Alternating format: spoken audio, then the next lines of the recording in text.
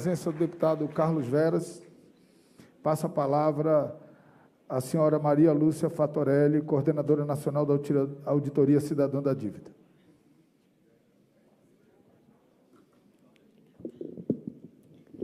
Bom dia, todos e todas, presidente da comissão, relator, parlamentares, companheiros e companheiras de mesa, todos presentes, internautas.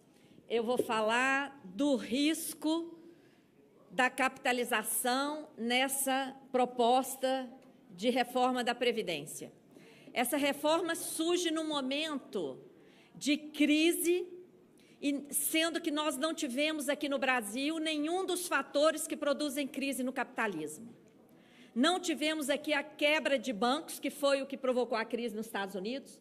Não tivemos aqui adoecimento da população, pestes. Não tivemos quebra de safra. Não tivemos guerra. Não tivemos nenhum desses fatores.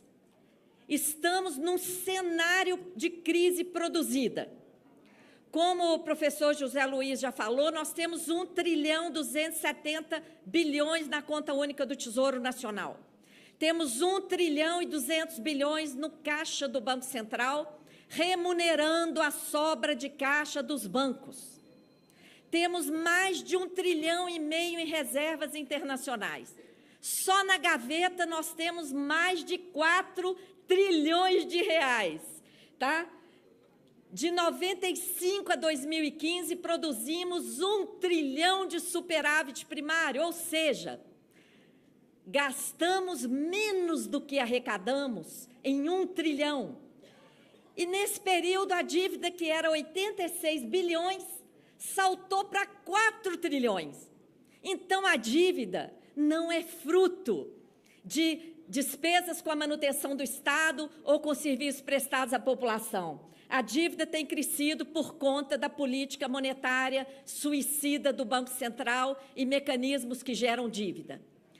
Tivemos esse gráfico azul aí do canto, essa montanha azul, é 1 trilhão de superávit primário, gráfico oficial do Tesouro Nacional. Em 2015, isso se inverteu. Tivemos resultado superavitário nas contribuições da Seguridade Social desde a Constituição até 2015. De repente, isso também se inverteu. Tivemos aumento de arrecadação tributária até 2015. Isso também se inverteu. Tivemos, em média, crescimento do PIB, em média, de 4% por ano. Em 2015, derrubaram o PIB em quase 4%. Em 2016, mais de 3%. Uma queda do PIB em apenas 2 anos de mais de 7%. O que provocou essa crise se nós não tivemos aqui nenhum dos fatores que produzem crise no capitalismo? A crise foi provocada pelo custo da política monetária suicida do Banco Central, pegou o juro em 7,25% em 2013, dobrou em 2015, até 2015, chegou a 14,25% e ficou em 14,25% mais de um ano. Só isso seria suficiente para quebrar qualquer economia, mas o Banco Central ainda fez mais, ainda gerou escassez de moeda no mercado, remunerando a sobra de caixa dos bancos, e ainda gastou 1 trilhão nos últimos 10 anos para remunerar a sobra de caixa dos bancos. É aí que está o rombo das contas públicas, não é na Previdência. O que tem provocado déficit nas contas públicas no Brasil é a conta do juro. Nós temos tido superávit primário até 2015 e o déficit nominal direto. Olha lá, o gráfico mostra o déficit nominal e o déficit dos juros. Então, o que está derrubando a economia brasileira? Escândalos, mecanismos financeiros escandalosos, como a remuneração da sobra de caixa dos bancos, que, ao mesmo tempo, gera dívida pública de 1 trilhão e 200, gera um rombo de 754 bilhões, segundo balanços do Banco Central, se corrigir, chega no trilhão, produz escassez de moeda, provoca elevação brutal das taxas de mercado por conta da escassez de moeda, e a principal causa de quebra de empresas no Brasil foi a falta de acesso a crédito. Foi taxa de juro alta demais. Isso é que quebrou as empresas, quebrou as indústrias e quebrou a economia dos estados, porque acabou a arrecadação do ICMS. Quebrou, afetou a economia nacional, jogou milhões de pessoas no desemprego. Isso tudo, além de tudo, é ilegal. A desculpa do Banco Central para controlar a inflação veio a nu, quando em 2017 o IGP foi negativo. Quando nós denunciamos isso, o BC veio aqui, apresentou o projeto 9248 para legalizar a remuneração da sobra de caixa dos bancos e criar o depósito voluntário remunerado. Isso é um escândalo, é isso que deveria ser a prioridade de discutir nessa casa, não o fim da Seguridade Social. Em resumo, nessa conjuntura de crise fabricada pela política monetária, com taxa de juro mais alta do planeta, restrição da base monetária de maneira ilegal, com custo altíssimo, swap cambial ilegal, prejuízos do Banco Central que foram viraram dívida pública, emissão exagerada de título para fazer colchão de liquidez, criaram a crise. E aí as medidas para contornar a crise, mais uma vez, favorecem ao setor financeiro. Emenda do teto que congelou tudo e deixou o gasto financeiro com a dívida de fora. Reforma trabalhista, que nos retrocede a antes de Getúlio Vargas. Reforma da Previdência, para destruir a Seguridade Social. Privatizações que alcançam Petrobras, Pré-Sal, Banco do Brasil, esquema fraudulento de securitização de crédito público, querem roubar a arrecadação tributária durante o percurso pela rede bancária. E a autonomia do Banco Central também está na pauta de remédios para essa crise fabricada. Para quê? Para que o Banco Central fique à vontade para praticar essa política monetária sem ser incomodado. O único setor que está ganhando na nossa economia são os bancos, que em plena crise batem recordes vergonhosos e escandalosos de lucro. Nessa conjuntura, vem essa PEC. E na exposição de motivos, Paulo Guedes fala que o problema, o nó que amarra o Brasil, é a Previdência. Ora, que mentira! O nó que amarra o Brasil é esse sistema da dívida escandaloso, tá? Olha só, dado oficial assinado pelo Paulo Guedes. Essa tabela, espero que dê para vocês enxergarem. Essa tabela está na última página da exposição de motivos. Guedes quer economizar 1 trilhão com essa PEC. De onde vai sair o trilhão? Na primeira linha da tabela oficial, 715 bilhões sai do regime geral de previdência social, quase 90% recebe até 2 salários mínimos. A última linha da tabela, 182 bilhões, vai sair do BPC e do abono, que hoje quem ganha abono, quem ganha até 2 salários mínimos. A PEC quer pagar só até quem ganha 1 salário mínimo. E vamos fazer a conta? 715 mais 182, 900 bilhões. Tirando ali a redução de alíquota, 870 bilhões do trilhão que o Guedes quer economizar vão sair dos mais pobres. E para quem irá o trilhão? Aquelas aspas ali em negrito foram ditas pelo Paulo Guedes numa solenidade no Banco Central. Ele disse, precisamos de 1 trilhão para ter potência fiscal suficiente para pagar transição em direção ao regime de capitalização. É para isso que a gente precisa de trilhão. Palavras dele, o link está ali, se quiserem assistir, ele mesmo afirmando isso. Então, vamos parar de dizer que daqui a alguns anos o sistema é insustentável. Vamos parar de dizer que o problema são os pobres, os jovens, os idosos. Vamos falar a verdade, porque o Paulo Guedes falou que 1 trilhão vai sair do mais pobre para entregar para banco na capitalização. O objetivo dessa PEC é a capitalização individual, isso está escrito com todas as letras da exposição de motivos. Aspas. Propõe-se introduzir em caráter obrigatório a capitalização, tanto no regime geral de previdência social, como no regime próprio de previdência social. Isso é privatização. E, para conseguir isso, essa PEC desmonta o modelo de solidariedade que nós conseguimos conquistar em 1988. Corta 1 trilhão de benefícios da Seguridade, desconstitucionaliza 35 remessas para leis complementares não conhecidas, um cheque em branco para o mercado. No regime próprio, modificação completa, inclusive possibilidade de extinção. Servidores públicos que estão aqui já tinham visto isso? Esquarteja a Seguridade Social ao segregar contabilmente as ações de saúde, previdência e assistência. Extingue os regimes próprios, abre a possibilidade para isso. Essa reforma traz danos às pessoas, dano à economia do país e dano às finanças públicas. Tá? Por isso, estamos preparando uma interpelação extrajudicial, viu, senhores presidente, deputados, porque queremos ter por escrito que fizemos toda a nossa parte. Serão interpelados para que não haja dúvida de que essa proposta retira o trilhão que vai deixar de chegar na mão das pessoas, tá? Quando ele fala que ele vai economizar, é pensão que vai deixar de ser paga, é aposentadoria que vai deixar de ser paga, é benefício que vai deixar de ser pago. Isso vai sujeitar todo mundo ao sistema de capitalização de alto risco e alto custo.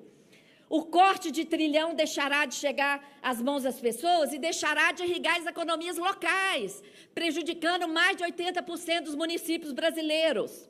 Vai afetar a arrecadação de tributo, porque o tributo que incide sobre o consumo vai deixar de chegar também.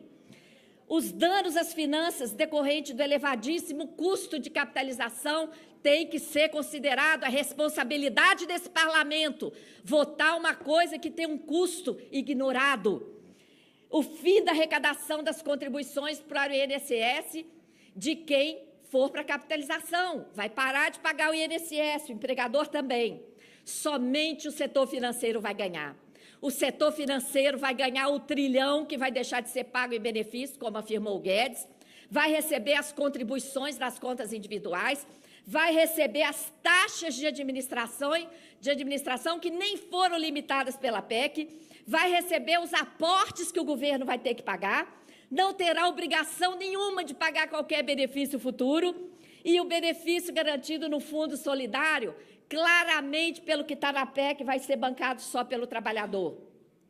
Estudo da OIT revelou que de 30 países que entraram, 18 já se arrependeram e voltaram atrás, principalmente por causa do elevadíssimo custo, pressão fiscal inviável aos cofres públicos. Alto custo administrativo, reduzidíssimas taxas de retorno, condenando os participantes à miséria na velhice. É isso que nós queremos? O povo no Chile está lá indigente, nas ruas, se matando. Destinação de contribuições para especulação financeira internacional e não em projeto de desenvolvimento. Transferência de todos os riscos do mercado e risco demográfico para os participantes. O mercado não arca com nada. O único grande beneficiário é o setor financeiro. A PEC só dá algumas pistas. Eu enumerei aqui, senhor relator, senhor presidente, algumas pistas que estão lá na PEC. Por quê? Estão remetendo tudo para a lei complementar, porque se colocasse o que esse regime de capitalização vai representar, eu duvido que algum parlamentar votasse essa porcaria. O regime alternativo, primeiro, é alternativo, ou seja, é uma coisa ou outra. Tem muita gente enganada, achando que esse modelo de capitalização é complementar. Não é não, gente. Ele vai substituir o regime geral e o regime próprio. É só contribuição definida, como a doutora Sônia Fleury colocou. Insegurança total para o trabalhador, segurança total para o mercado financeiro. É obrigatório para quem aderir. É camisa de força. Foi para a capitalização, vai se aposentar aí. Não pode sair mais. Contribuição individual na conta do trabalhador, não fala qual que é a parcela que vai ficar na conta, não fala quanto que o trabalhador vai destinar para o Fundo Solidário. Tem muito trabalhador iludido, achando que se depositar 1.000 vai ter 1.000. Não vai, não. Desse 1.000, um pedaço vai para alimentar o Fundo Solidário e, no mínimo, 15% vai para as taxas de administração, porque o banco tem que ganhar de qualquer jeito. Constituição de reserva individual, toda a responsabilidade em cima do trabalhador. Admitida capitalização nocional, o que é isso? No final das contas, o governo fala que isso aí ele vai ter acesso às contribuições. Ah, vai! Em que base? Em que base? A que custo?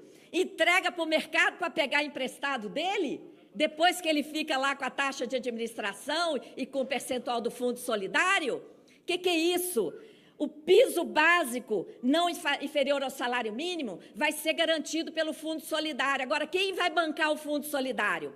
A PEC dá a pista de que só o trabalhador, porque a mesma PEC fala que não tem obrigação de participação patronal e o Estado não vai poder pagar nada para esse sistema. O que sobrou? Sobrou só o trabalhador para pagar o Fundo Solidário. Então, gente, é o trabalhador sozinho, é cada um por si, gerido por entidades privadas.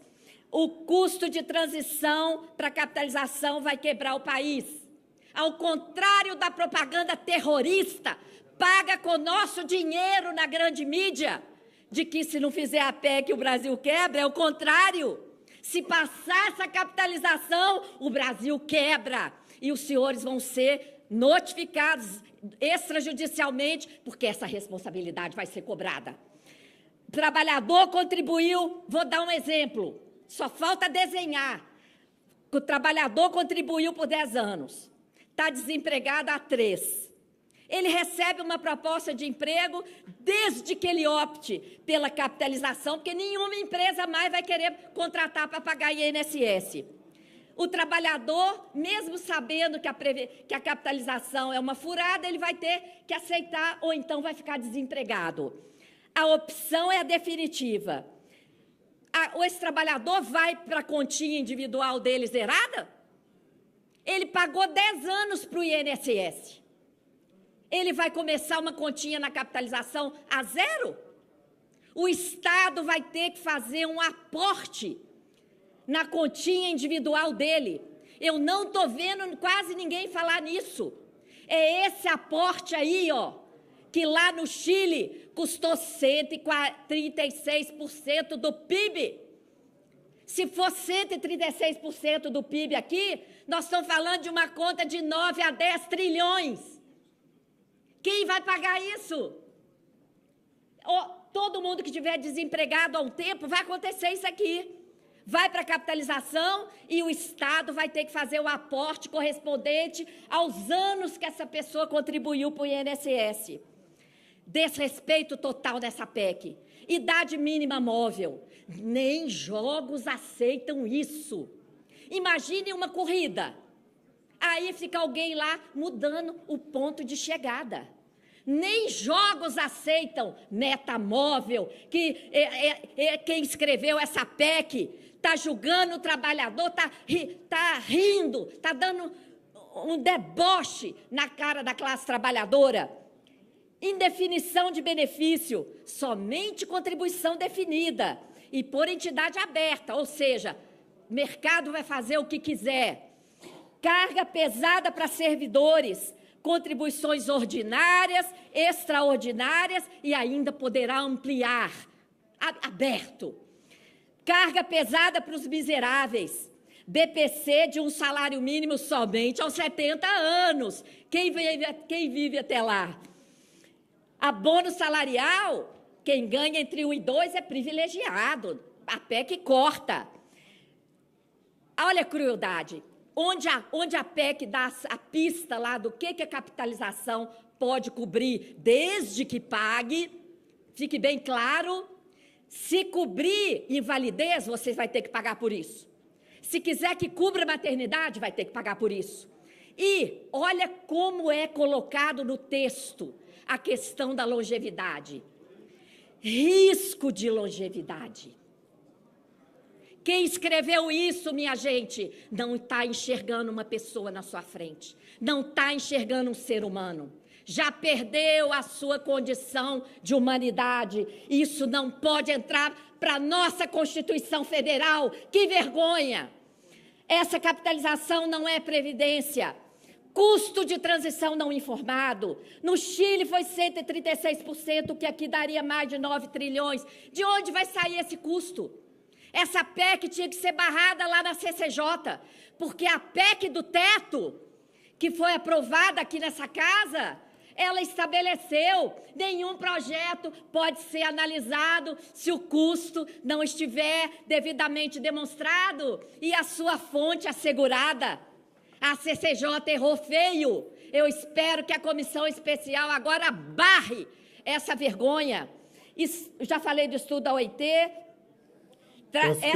Vou concluir. Essa capitalização não é previdência, é mera aplicação individual, de alto risco, alto custo, sem garantia de qualquer benefício, modalidade de contribuição definida sem proteção alguma, sem participação patronal, sem participação governamental.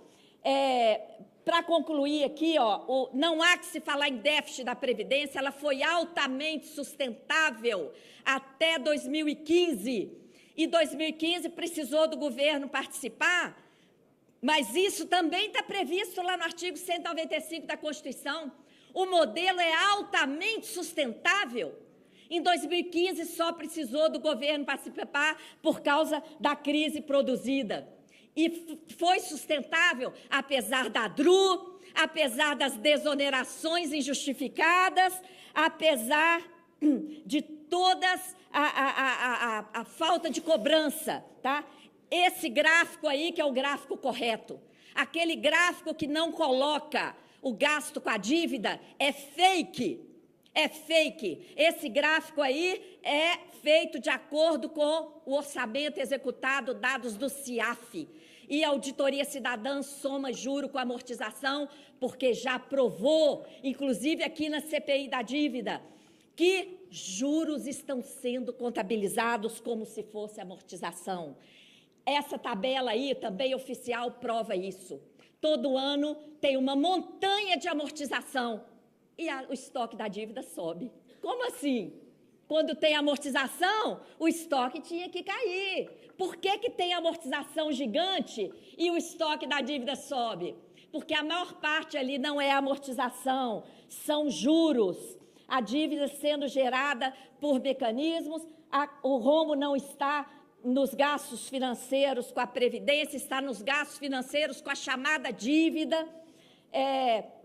Brasil, nona economia mundial, riquíssimo, mas é o 79º no ranking dos direitos humanos.